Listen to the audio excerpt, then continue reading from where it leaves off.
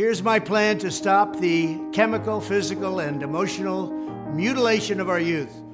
On day one, I will revoke Joe Biden's cruel policies on so-called gender-affirming care. Ridiculous. A process that includes giving kids puberty blockers, mutating their physical appearance, and ultimately performing surgery on minor children. Can you believe this?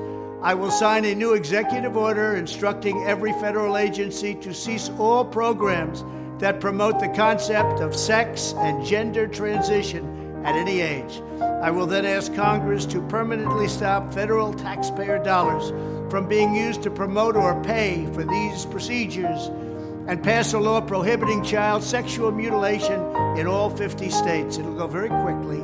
I will declare that any hospital or healthcare provider that participates in the chemical or physical mutilation of minor youth will no longer meet federal health and safety standards for Medicaid and Medicare and will be terminated from the program immediately. Furthermore, I will support the creation of a private right of action for victims to sue doctors who have unforgivably performed these procedures on minor children. The Department of Justice will investigate Big Pharma and the big hospital networks to determine whether they have deliberately covered up horrific long-term side effects of sex transitions in order to get rich at the expense of vulnerable patients, in this case, very vulnerable. We will also investigate whether Big Pharma or others have illegally marketed hormones and puberty blockers which are in no way licensed or approved for this use.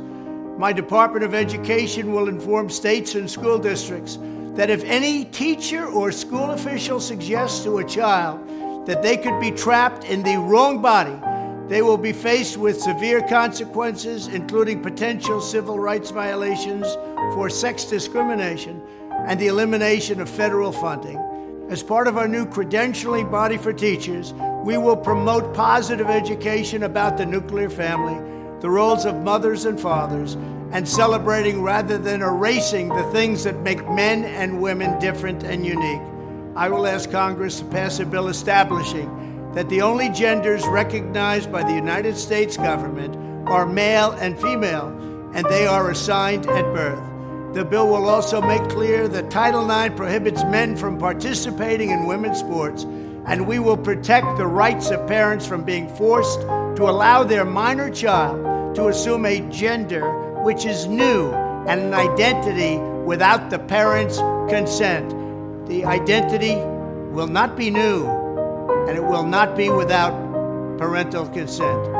No serious country should be telling its children that they were born with the wrong gender, a concept that was never heard of in all of human history. Nobody's ever heard of this, what's happening today. It was all when the radical left invented it just a few years ago.